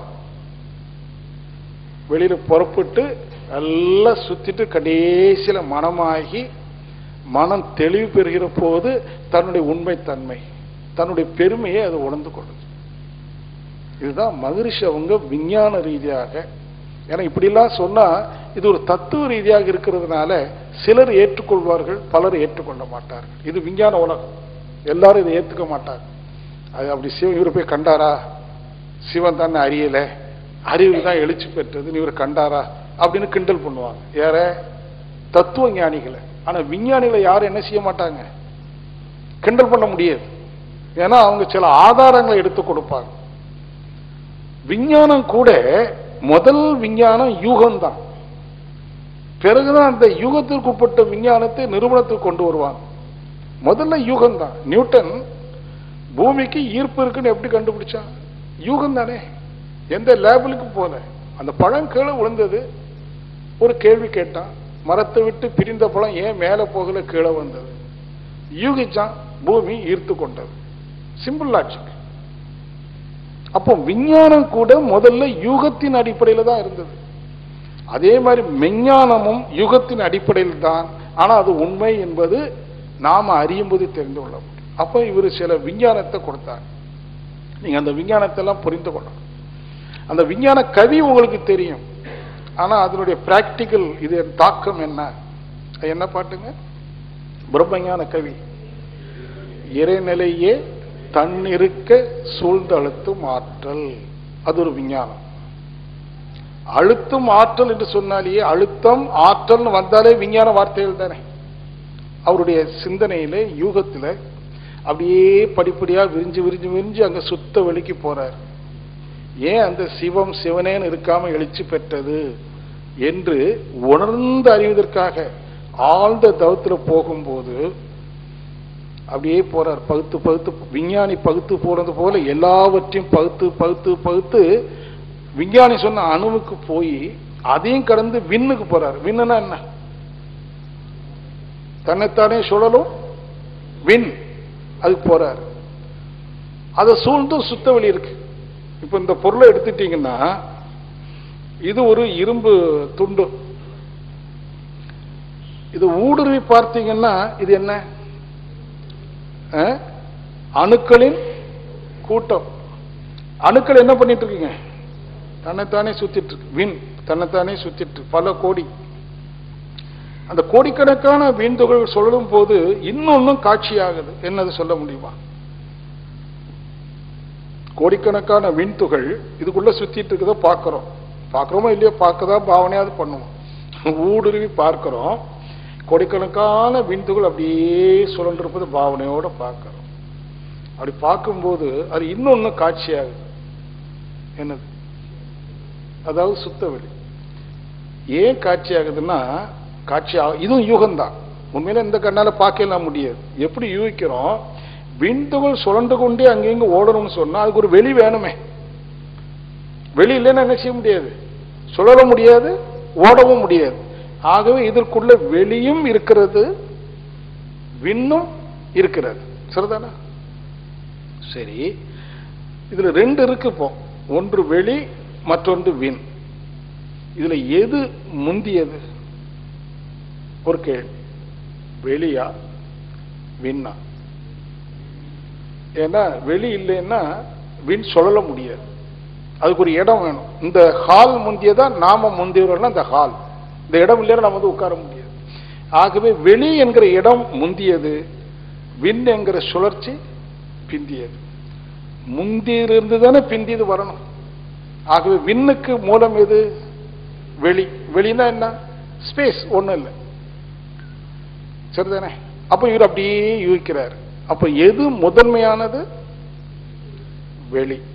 அப்ப எது தெய்வம் என்று சொல்லணும், எது முதன்மையானதோ. வள்ளுவர் கூட என்ன சொல்றார்? ஆதி பகவன் முதற்றே உலகு. எது தெய்வம்? முதல் கவியிலே சொல்றார், தெளிவா சொல்றார். ஆதி பகவன் முதற்றே உலகு. ரிவர்ஸ்ல படிங்க. இந்த உலகத்திற்கு முதற்றே, இந்த உலகம் தோன்றுவதற்கு முதற்றே இருக்கிறது தான் தெய்வம், பகவான். ஆதி தான் இருக்கு. இந்த உலகம் தோன்றுவதற்கு முன்பு இருக்கிற ஆதி இருக்கு, அதுதான் தெய்வம். இப்ப எது ஆதி? இந்த சிந்தனையின் மூலமாக வெளி. ஆகவே வெளி தெய்வம். மகரிஷிக்கு முன்னாடி நிறைய பேர் இது மாதிரி சிந்திச்சிருக்காங்க. தாய்மானவரும் சொல்றார், தன் அருள் வெளிக்குள்ளே, ஒரு கவியில சொல்றாரு இல்லையா, தன் அருள் வெளிக்குள்ளே அகிலாண்ட கோடியெல்லாம் தங்கும்படிக்கு இச்சை வைத்தது எது? எது தெய்வங்கும் போது அவர் தாய்மானவர் சொல்றார், தன் அருள் வெளிக்குள்ளே. அருள் வெளினா சுத்த வெளி. அந்த சுத்த வெளிக்குள்ள அகிலாண்ட கோடியெல்லாம் பிரபஞ்சம் தங்கும்படிக்கு இச்சை வைத்தது எது? அது தெய்வம். அந்த சுத்த வெளி தானே, அது தெய்வம். அதே மாதிரி மகரிஷி அவருடைய பாங்குல அவர் சிந்தனை செய்து ஒரு விஞ்ஞான அணுகுமுறையில இப்படி சொல்றாரு. ஒரு பொருளை எடுத்துக்கொண்டால் இன்று விஞ்ஞானிகள் கண்டுகொண்டார்கள், இது அணுக்களின் கூட்டு. அணு என்பதோ எலக்ட்ரான், புரோட்டான், நியூட்ரான் போன்ற இன்னும் சில மூலக்கூறுகளால் ஆனது. அப்படி அணுக்குள்ளும் பார்த்தோமானால் அங்கு வெளி இருக்கிறது, வெளியே முந்தியது. ஆகவே அதை அந்த சுத்த வெளிதான் ஆதி, ஆகவே அதுதான் தெய்வம் என்கிற ஒரு கணிப்பு. அப்படி இன்னும் ஆழ்ந்து சிந்திச்சாங்க. அப்போ சுத்த வெளி என்பது ஒன்றும் இல்லைன்னு பார்க்கிறோம். அதிலிருந்து சொல்லக்கூடிய விண் எப்படி வரும்? ஏன்னா ஒரு விஷயம் ஒன்று இயங்கணுமானா அதை இயக்க வைப்பதற்கு என்ன வேணும்? ஒரு ஊக்கம் வேணுமா இல்லையா? இயக்க ஊக்கி. ஒன்றை இயக்குவதற்கு, இயக்க வைப்பதற்கு ஒரு ஊக்கி வேணும், இயக்க ஊக்கி. ஆனா அங்க இருப்பது சுத்தவெளி மட்டுமே, அப்படித்தானே? அப்ப சுத்தவெளி மட்டுமே இருக்கிறது. அப்ப எது இயங்கியது, எது இயக்கியது? ரெண்டு வேணும். இயங்குவதற்கு ஒன்று, இயங்க வைப்பதற்கு ஒன்று. ஆனா இருப்பது ஒன்று. இங்கதான் சிந்தனை ஆரம்பம். யூகம் அப்படியே பார்க்க, யூகத்திலே பார்க்கும்போது அப்படியானால் அதுவே இயங்கியது, இன்னொன்னு இயங்கல, அதுவே இயங்கியது. ஓஹோ, சரி, அதுவே இயங்க வேண்டுமானால் அதற்கு ஒரு இயக்கம் கொடுக்கணுமா வேண்டாமா? அப்ப அதுவே இயக்கியது, அதுவே தன்னை இயக்கி இயங்கிக் கொண்டது. இதெல்லாம் நடக்குமான்னு கேட்பீங்க. நடக்கும். ஒரு உதாரணம் சொல்றேன், உங்களுக்கு புரிஞ்சுக்கும். நல்ல தூக்குறீங்க, பலபடி தூக்கம், முழிக்கிறீங்க. முழிக்கிறதுக்கு முன்னாடி முழிக்க வேண்டும் என்று நினைச்சு முயற்சி பண்ணி முழிப்பீங்களா? தானா முழிப்பு வருமா? Without any efforts. யாரும் உங்களுக்கு ஊக்கம் கொடுக்கல, தட்டி எழுப்பல. எப்படி தானா முழிக்கிறோமோ அது மாதிரி தானா உறங்குறோம். இந்த தானாயின்னு சொல்றோம் பாருங்க, அதான் நேச்சர். உறங்குவதும் உறங்கி விழிப்பதும் வித்தவுட் எனி எஃபர்ட்ஸ். நாம என்ன செய்யல, முயற்சி எடுக்கல, தானா உறங்கணும், தானா முழிச்சுக்கிட்டோம். அது மாதிரி சுத்தவெளி அது தான் இயங்குவதற்கு இன்னொன்னு தேவையில்லை, தானா இயங்கும், தானா இயக்கத்தை கழித்துக் கொள்ளும். அது ஏன்னு கேட்கக்கூடாது. ஏன்னா நம்ம உறக்கம் அதுக்கு ஒரு சான்று. எப்படி நம்முடைய உறக்கம், உறக்கத்தில் இந்த விழிப்பு எந்த முயற்சியும் இல்லாம இன்னொருடைய துணையும் இல்லாம தானா முழிக்கிறோமோ, பிராக்டிக்கலா பார்த்தோமா இல்லையா? அதே போல அந்த உறங்கிக் கொண்டிருக்கிற சுத்தவெளி, அசையாம இருந்த சுத்தவெளி தானா செஞ்சது, யாருடைய முயற்சியும் இல்லை. அப்போ அதுக்கு ஒரு வார்த்தை சொன்னாரு, தானா இயங்குதா கூட இருந்ததுன்னா அந்த இயக்க ஊக்கின்னு சொல்றோமா இல்லையா, அது அதுக்குள்ளேயே இருக்குது. தானே இயங்குவதற்கு தனக்குள்ளேயே ஒரு இயக்க ஊக்கி இருக்குது. அந்த இயக்க ஊக்கியை தான் தன்னிருக்க சூழ்ந்தழுத்து மாற்றல். இப்போ இது சுத்த வெளின்னு வைத்துக் கொள்ளும், ஒண்ணுமே இல்லை. இது அப்படியே பாவனை செய்து கொள்ளும். இதுல தன்னை இருக்கிற ஒரு சக்தி இருக்குன்னு வச்சுக்கோ. அப்போ அந்த ஆற்றல் தன்னை அப்படி இறுக்கி ஒரு பாயிண்ட்டுக்கு வருது. ஒரு பாயிண்ட்ல வந்து இருக்குது. அந்த இறுக்கம் கூட கூட கூட ஒரு குறிப்பிட்ட அளவுக்கு மேல அழுத்த முடியல, அதுக்கு மேல அழுத்தத்துக்கு இடம் இல்லை அப்படின்னு வச்சுக்கிடுங்க. அந்த அழுத்தம் மிகுதி பெறுகிற போது அழுத்தப்பட்டது என்ன ஆகும்? எதிர் விளைவாக அழுத்தத்தை கொடுக்கும். ஒரு கையில ஒரு தக்காளி பழம் கையில வச்சிருக்க, மெதுவாக அழுத்திக்கிட்டே இருங்க, அது அழுத்தத்தை உள்வாங்கி கொண்டே இருக்கும். ஒரு குறிப்பிட்ட நேரம் வந்ததும் பிதுங்கும், கையறலுக்கு இடையில பிதுங்கும். ஏன்னா அதுக்கு மேல இருக்கிறதுக்கு அங்க இடம் இல்லை. எவ்வளவு இறுக்கத்தை தாங்குமோ அது வரைக்கும் பேசாம இருக்கும், அதுக்கு மேல இருக்குன்னா அது பிதுங்கும். அப்ப இறுக்கம் பிதுக்கம். சுத்த வெளி தண்ணியே இருக்குது, அதுக்கு மேல இருக்க முடியல, அந்த அழுத்தம் என்ன ஆகுது? எதிர் அழுத்தமாக வெளிப்படும். அதுதான் சுழற்சி. அப்ப விண் எப்படி தோன்றிட்டு, விண் என்பது வேற ஒன்றும் இல்லை, சிவமே தன்னுடைய சுய அழுத்தத்தினால சுழல ஆரம்பிச்சது. அப்ப சக்தி என்பது என்ன? சிவமே. சிவத்தினுடைய இயக்கமே சக்தி. இப்போ விண் சுழல ஆயிடுச்சு. இப்படி க்ஷணத்துக்கு க்ஷணம் கோடிக்கணக்கான விண்தொகைகள் அங்கங்கேயே சுழல ஆரம்பிச்சது. அப்புறம் அதெல்லாம் கிட்ட வந்து நெருங்கி சுழல ஆரம்பிச்சது சூழ்ந்தழுத்து மாற்றலினால். மீண்டும் அதை சூழ்ந்தழுத்துதான் இல்லையா, அந்த விண்தொகை சூழ்ந்தழுத்து மாற்றலினால நெருங்கி இயங்க ஆரம்பிக்குது. ஒரு குறிப்பிட்ட நெருக்கம் வந்ததும் அது காற்று என்கிற தன்மையை பெறுகிறது. இப்போ காற்று அடிக்குது, கண்ணுக்கு தெரியுதா? ஆனா வேகமா அடிக்கும் போது மராசி பாருங்க காற்று வந்துச்சு, சுகமா உடம்புக்கு தெரியுது. ஏதோ வந்து உடம்பு என்ன செய்யுது? மோதுது. மோதுறத ஃபீல் பண்றோம். ஆனா பார்த்தா ஒண்ணும் இல்லை, இருக்கு. என்ன இருக்கு? விண்துகள், கண்ணால பார்க்க முடியாத விண்துகள்கள் கொஞ்சம் நெருக்கமா இயங்கினா இதை காற்றுன்னு சொல்லிடுறோம். இந்த காற்றுக்குள்ள இருக்கிற விண்துகள் இருக்கு இல்லையா, இன்னும் கொஞ்சம் அதிகமா நெருங்கினா அது வெப்ப காற்று, ஹைட்ரஜன் ஆக்சிஜன்லாம் சொல்றோமா இல்லையா, வெப்ப காற்று, அதாவது நெருப்பு. இப்ப வெப்ப காற்றுனா என்ன? அதே விண்துகள் ஒரு குறிப்பிட்ட விகிதாச்சாரத்தில் நெருங்கி இயங்கினா காற்று, விகிதாச்சாரம் கொஞ்சம் இன்னும் அதிகமான நெருப்பு, அதாவது வெப்ப காற்று. அந்த வெப்ப காற்றில் இருக்கிற விண்துகள் இன்னும் கொஞ்சம் அதிகமாக நெருங்கி இயங்கினா நீர். 2 ஹைட்ரஜனும் 1 ஆக்சிஜனும் படிச்சிருக்கோம். 2 ஹைட்ரஜன் அணுக்களும் 1 ஆக்சிஜன் அணுவும் இணைஞ்சதுன்னா ஒரு வாட்டர் மாலிகூல், ஒரு நீர் திவலை உருவாகும். அப்ப தண்ணீராக இருப்பது எது? வெப்ப காற்று. வெப்ப காற்றாக இருப்பது எது? சாதா காற்று. சாதா காற்றாக இருப்பது எது? விண் என்னும் ஆகாஷ். அப்ப தண்ணீராக இருப்பது விண் தானே. அந்த தண்ணீர்ல இருக்கிற விண் இன்னும் அதிகமா நெருங்கினா கெட்டி போடும், ஐஸாயிருது, நிலமாயிருது. அப்ப பஞ்சபூதங்கள் என்பது அந்த சுத்தவெளி எனும் சிவத்தினுடைய இயக்கமும் இயக்க வேறுபாடுகளும் விகிதாச்சாரத்துக்கு ஒப்ப பஞ்சபூதங்கள் வந்தாச்சு. அப்ப பஞ்சபூதங்களும் எதனுடைய வெளிப்பாடு? சிவத்தினுடைய வெளிப்பாடு. இப்படியே பார்த்தீங்கன்னா தண்ணீர்ல பாசி, அதெல்லாம் நீங்க படிச்சிட்டீங்க. அதுல இருந்து ஒவ்வொன்னா முளைக்காத வித்துகள் எல்லாம் பூச்சியாகி புழுவாகி அப்படியே ஊர்வன, பரப்பன, நீந்துவன, நடப்பன, 5 அறிவு விலங்கினமாகி அதுல இருந்து 6 அறிவு படைத்த மனிதனாக வந்திருக்கு. இப்ப 6 அறிவு படைத்த மனிதனாக எது வந்திருக்கு? சிவம், சுத்த. இந்த கதை உங்களுக்கு தெரியும். இதுல சில ரகசியங்களை தான் இப்ப நாம புரிந்துக்கணும். பரிணாமம் என்பது பிரபஞ்ச பரிணாமம், உயிரின பரிணாமம் நம்ம அனைவருக்கும் நல்லா தெரியும். சரி, இது தெரிஞ்சதுனால நம்முடைய அன்றாட வாழ்க்கையில சண்டை போடாம இருக்குமா? இப்ப நமக்கு என்ன வேணும்னு அல்டிமேட்டா அமைதியும் ஆனந்தமும் அன்பும் அதனை வேணும். அப்பதானே மனசுல சாந்தம் ஏற்படும். ஆனா இந்த விஷயத்தெல்லாம் சாமிச்சு சொல்லிட்டாரே, இதனால அமைதி அடைய முடியுமா? அவர் வேற என்ன சொல்லியிருக்கிறார்? அங்கதான் அவர் நுணுக்கமா ஒரு விஷயம் சொல்றாரு. அந்த சூழ்ந்தழுத்தும் ஆற்றல் தன்னை சுழல வச்சதோட நிறுத்தல.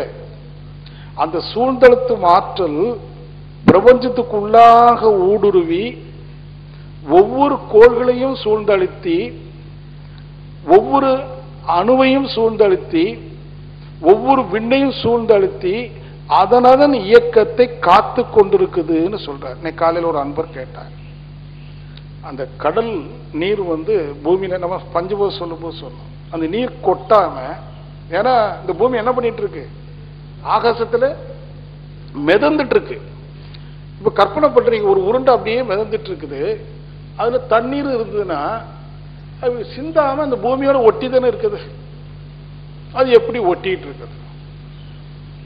ஆனா நியூட்டனுடைய லா பிரகாரம் அந்த தண்ணீரை பூமி என்ன செய்யுது? ஈர்த்து பிடிச்சிருக்குது. ஆனா இவருடைய யூனிஃபைடு ஃபோர்ஸ் அப்படிங்கிற ஒரு சட்டம், ஒரு நீதி கண்டுபிடிச்சிருக்காரு. அந்த நீதியின் அடிப்படையில் பூமி அதை ஈர்த்து பிடிக்கல. அந்த தன்னிருக்க சூழ்ந்தெழுத்து மாற்றல் இருக்கு பாருங்க, அங்க அது பிரபஞ்சத்துக்குள்ளாக ஊடுருவி பூமியை சூழ்ந்து அழுத்திட்டு இருக்கு. அப்ப தண்ணீர் அது என்ன செய்யுது? அழுத்திட்டு. இது மட்டும் இல்லை, சூரியன் பூமி, சூரியனை பூமி அப்படியே சுத்திட்டு வருது. ஈர்ப்பு சக்தி கோள்களுக்கு இருக்குமானா சூரியனுடைய ஈர்ப்பு சக்தி அதிகமா இருக்குமா, பூமியினுடைய ஈர்ப்பு சக்தி அதிகமா இருக்கு? சூரியனுக்கு தானே. அப்ப இந்த சூரியன் பூமி என்ன பண்ணிருக்கணும்? சுவாகா பண்ணிருக்கணும், பண்ணல.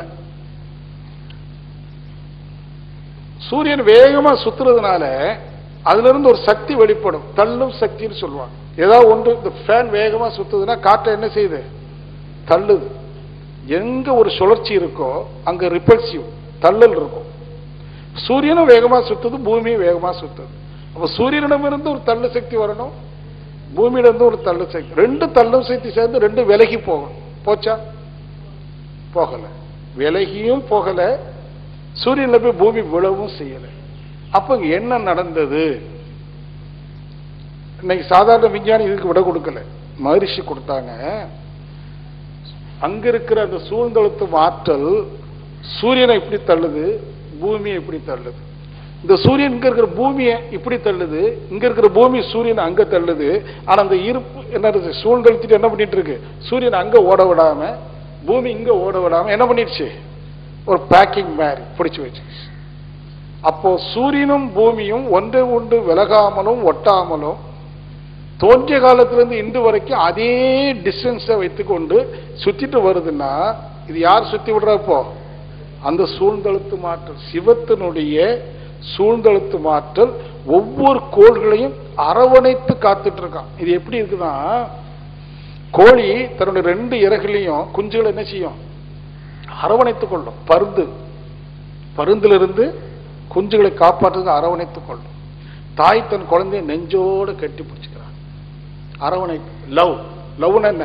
இதானே அரவணைத்துக் கொள்ற. அந்த குழந்தைய சோமா தூங்குது. குழந்தைக்கு ஒண்ணுமே தெரியல, எப்படி தூங்குது? தாயினுடைய அரவணைப்பு, அந்த அன்பு இந்த குழந்தை என்ன செய்ய வைக்குது? தூங்க வைக்கிறது போல அந்த கோழி குஞ்சுகள் எதையும் அறியாம அந்த சிறகுக்குள்ள இருப்பது போல.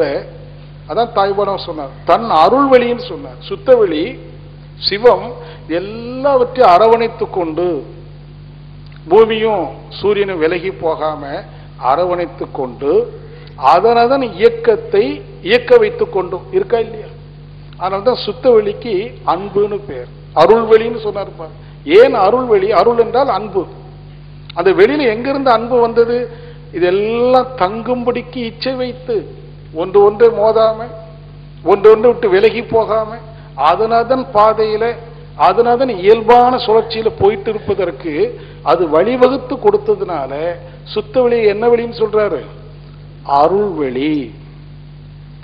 இப்ப என்ன சாந்தியுடைய யூகம் எல்லாத்தையும் அழைக்குது. இவ்வளவுதானா? இல்லை, நம்மையும் சூழ்ந்தழுத்தி கொண்டு. இப்ப நமக்கு தெரியல, அந்த சூழ்ந்தழுத்த ஆற்றல் இந்த பூமி உடல் என்ன செய்யுது? அழுத்திட்டு இருக்கு. தெரியல. எப்படி தெரிஞ்சுக்கிடலாம்? ஒரு உதாரணத்தை மனசுல வந்தது. இப்ப நீங்க சாப்பிடும் போது ஏதோ ஒரு கழிவு வயிற்றுக்குள்ள போயிடுச்சுன்னா என்ன ஆகும் தெரியுமா? ஒரு மாசு வயிற்றுக்குள்ள போயிடுச்சுன்னு வச்சு என்ன ஆகும் தெரியுமா உங்களுக்கு? லூஸ் மோஷன் ஆகும். கேள்விப்பட்டீங்களா? இந்த லூஸ் மோஷன் ஏன் ஆகுது தெரியுமா? இந்த வயிற்றுக்குள்ள ஏதோ ஒரு மாசு உணவோட கலந்துருச்சு. இப்ப அந்த சூழ்ந்த அழுத்தும் ஆற்றலினுடைய அறிவு என்னன்னா, இந்த மாசை என்ன செய்யணும்? வெளியேற்றணும். அது எப்படி வெளியேற்றுனா, இந்த மாசு உள்ளுக்கு போனதும் சுத்தவெளிக்கு தெரியுது, அது டிஸ்டர்ப் ஆகுது. இந்த உடல் டிஸ்டர்ப் ஆகும் போது இந்த உடலாக இருப்பது எது? சுத்த வெளி தானே. அந்த டிஸ்டர்பன்ஸ் அதுக்கு தெரியுது. உடனே உடலை நல்லா அழுத்தி உடல்ல எங்கெங்க நீர் இருக்கோ அந்த நீரெல்லாம் வயிற்றுல பாய்ச்சுது. இல்லைன்னா லூஸ் மோஷன் ஆகணுமே, அது ட்ரெயின் பண்ணி ஒரு கலக்கி நாம கலக்கல. உள்ளுக்கு மோஷன் ஹார்டா இருக்கு, இங்க வயிற்றுக்குள்ள என்னெல்லாமோ இருக்கு. அந்த ஹார்டா இருக்கிற மோஷனை லூஸ் ஆக்குனது எது? அருள்வெளி. எப்படி? தன்னிருக்க சூழ்ந்தெழுத்து மாற்றினால் உள்ளூர் ஊடுருவி போய் அங்கங்கே இருக்கிற நிறையெல்லாம் வயிற்றுல பாய்ச்சி ஒரு கலக்கி வெளியில தள்ளுது. இப்ப அது என்ன வேலை செய்யுது? நம்ம சுத்தப்படுத்துது. எது? சுத்தவெளியினுடைய சூழ்ந்தெழுத்து மாற்றல் நம்மை சுத்தப்படுத்து. எப்போ ஒரு மாசு உள்ள போயிடுச்சோ உடனே அது என்ன செய்யும்? சுத்தப்படுத்தும். உடல்ல மட்டுமல்ல, உள்ளத்தில் மாசு ஏற்பட்டாலும், மனசுல எவ்வளவு மாசு இருக்கு அதெல்லாம் அகற்றணுமா இல்லையா? அது சூழ்ந்தழுத்தி லூஸ் மோஷன் போகும்போது உங்களுக்கு துன்பமா இருக்குமா இன்பமா இருக்குமா?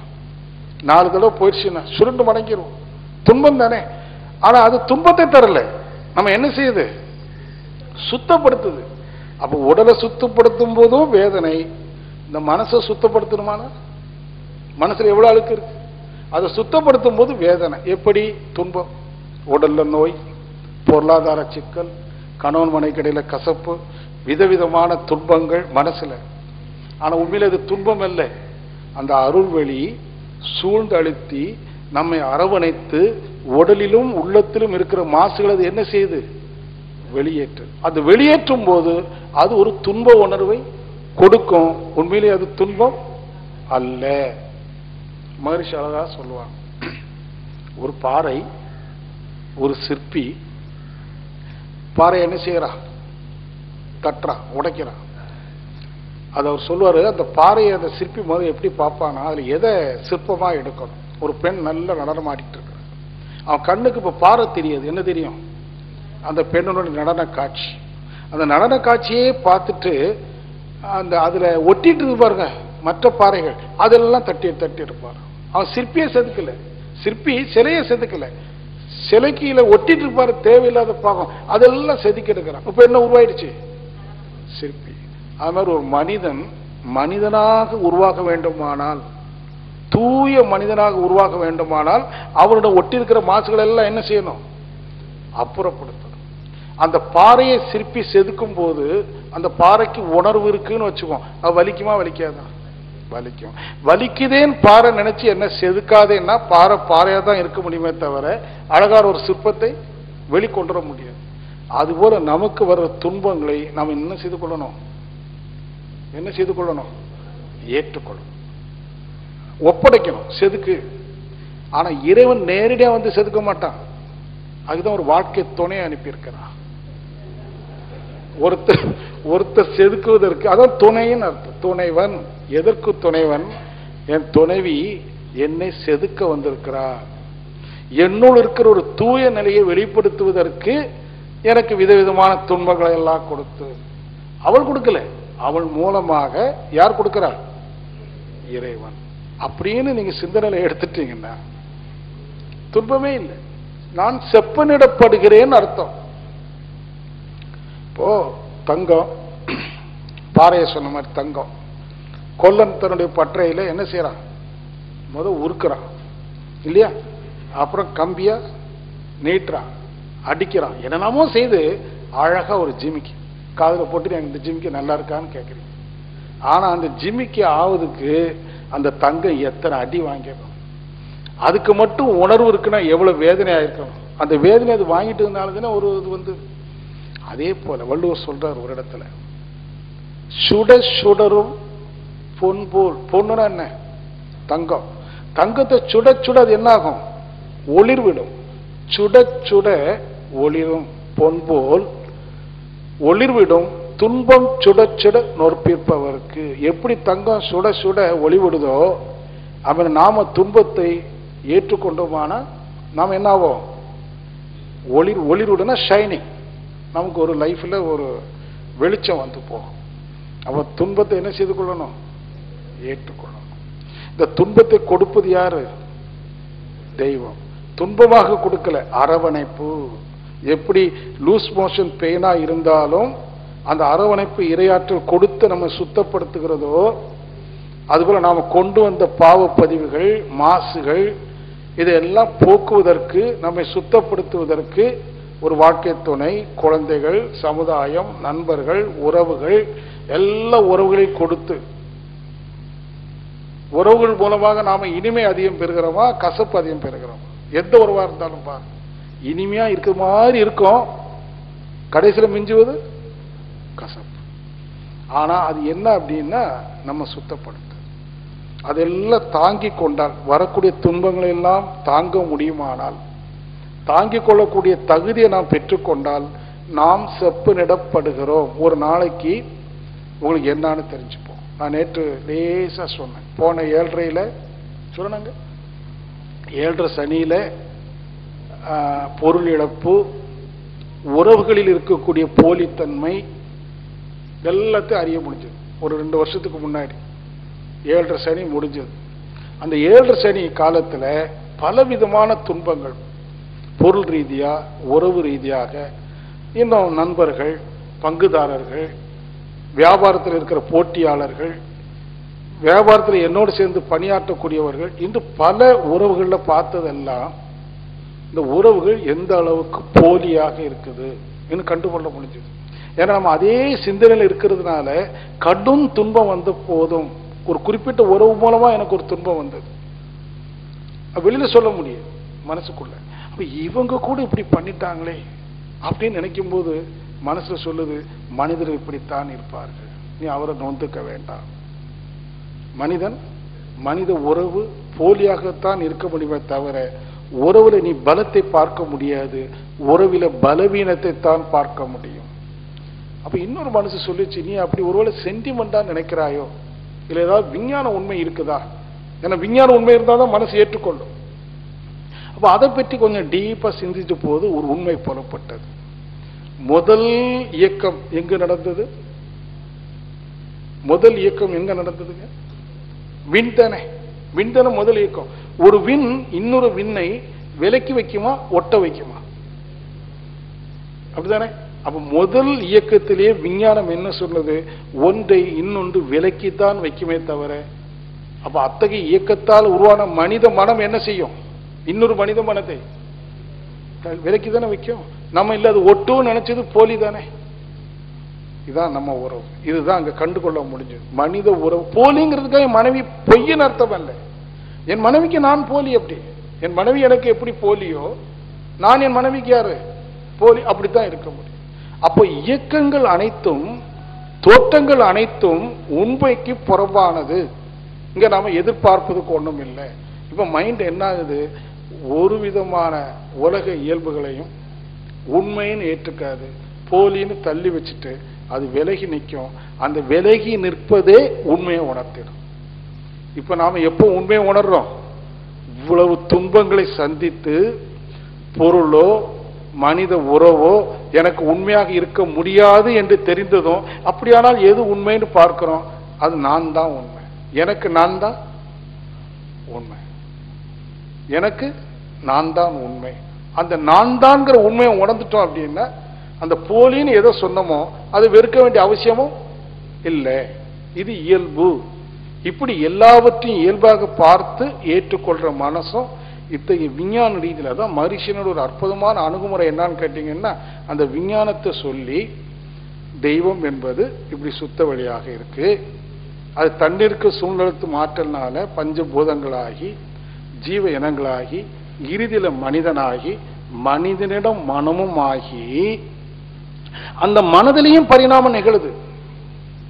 இந்த பரிணாமம் மனதிலையும் நிகழுது. ஒரு 100 வருஷத்துக்கு முன்னாடி மனித மனம் எப்படி இருக்கும், இப்ப இருக்கிற மனித மனம் எப்படி இருக்கு, நம்ம மனம் எப்படி இருக்கு, நம்ம குழந்தைகள் மனம் எப்படி இருக்கு. அதுல அந்த ஐக்கியூன்னு சொல்லுவோம்.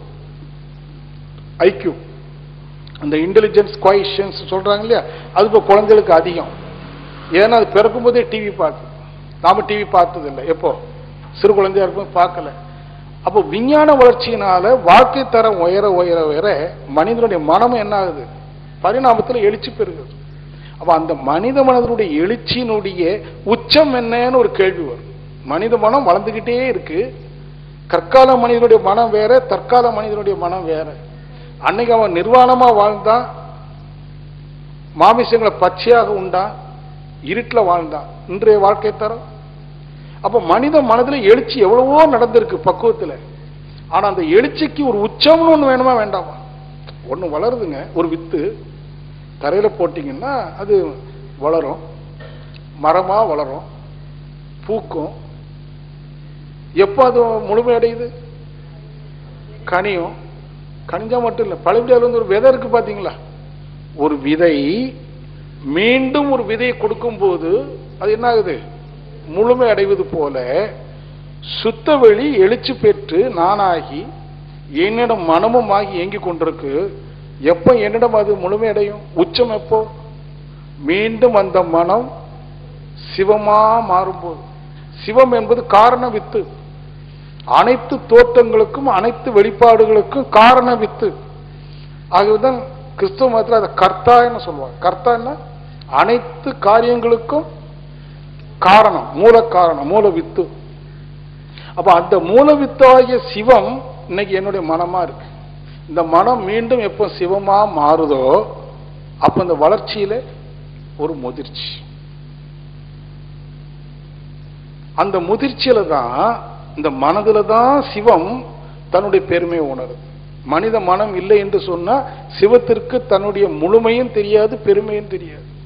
ஆகவே அது எழுந்து கொண்டது. உறங்கி கிடந்த சிவம் எழுச்சி பெற்று எழுந்து அந்த பரிணாம வளர்ச்சியில மனித மனமாகி, மனித மனதில் பக்குவமாகி, மாயையிலெல்லாம் சிக்கி ஆராய்ச்சி பண்ணி உணர்ந்த போது நான் யாரு? நான் யாருன்னா நான் சிவம். நான் வந்து ஏகம், ஒரு பற்றும் இல்லை. நம்முடைய வாழ்க்கையில பற்று இருக்கு, சிவத்துல பற்று இருக்கா?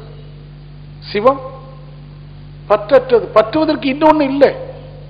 அவர் இந்த மனம் இன்னொன்று இல்லை என்கிற ஒன்னஸுக்கு வரும்போது பற்றுகள் எல்லாம் போச்சு. இப்ப சிவம் தன்னுடைய பெருமை எங்கே உணர்ந்தது? மனித மனதிடம். நமக்கு அவ்வளவு பெருமை இருக்கு.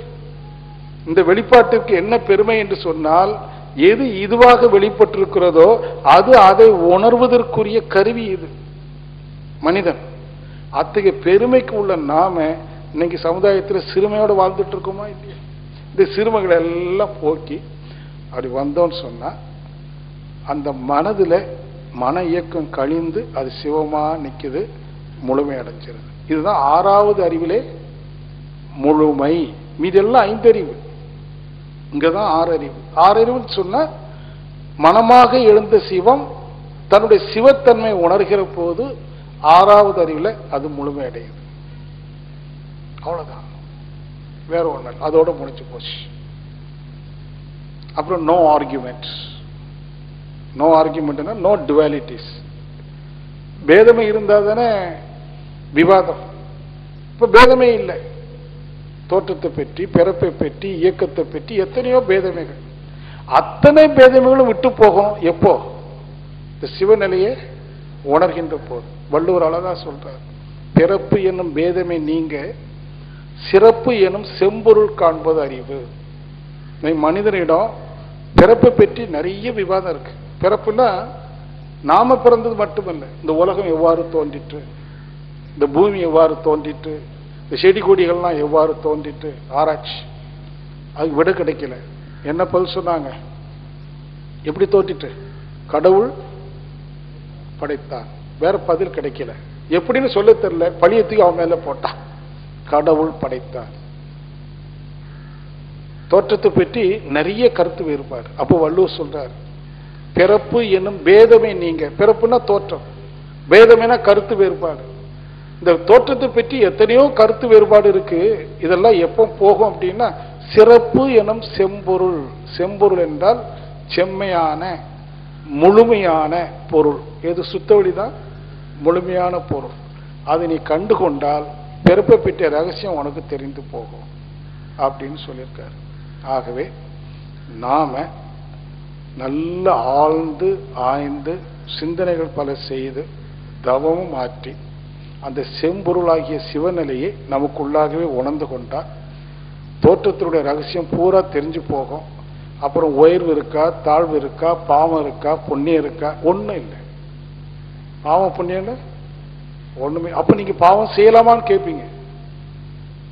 ஆனா அதை உணர்ந்தவன் செய்யற செயல் எல்லாமே பாவத்துக்காகவும் செய்யல, புண்ணியத்துக்காகவும் செய்யல.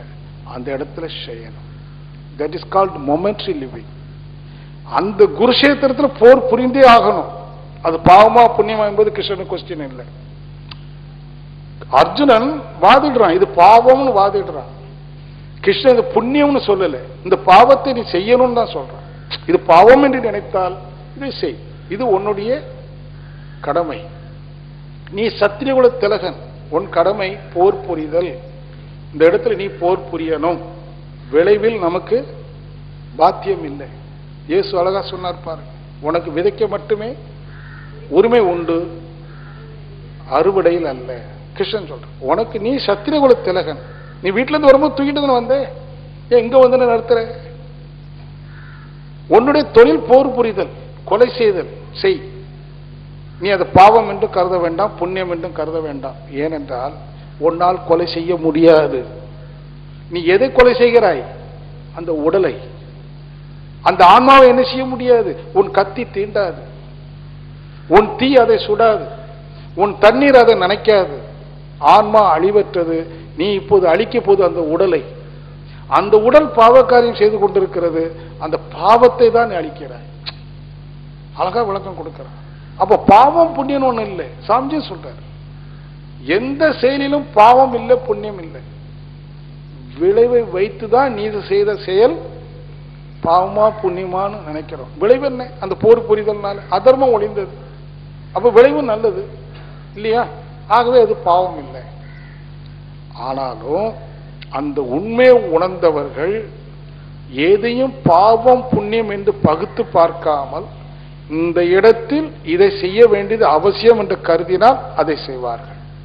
அவர்கள் செய்தால் அது அறத்துக்குத்தான் உட்பட்டிருக்கும். அவருடைய கவி காலையில குரு வடக்கத்தில் பாடினார், அறிவேதான் தெய்வம். அதுல கடைசி என்ன வரி? அறிவில் அறிவாய் நிலைத்தோர். அறிவில் அறிவாய் நிலைத்தோர்னு அர்த்தம், சிவத்தில் சிவமாக அமர்ந்தோர், அறமகுத்தோர். யார் அறமகுக்கிறாங்க? யார் அறிவில் அறிவாய் நிலைக்கின்றார்களோ அவர்கள் அறமகுக்கின்றார்கள், அறத்தில் நின்று வாழ்கின்றார். அவரை நாம வணங்குறோம், அவரை நாம வணங்குறோம், அவரை நாம வணங்குறோம், அவரை நாம வணங்குறோம், அவரை நாம வணங்குறோம், அவரை நாம வணங்குறோம், அவரை நாம வணங்குறோம், அவரை நாம வணங்குறோம்.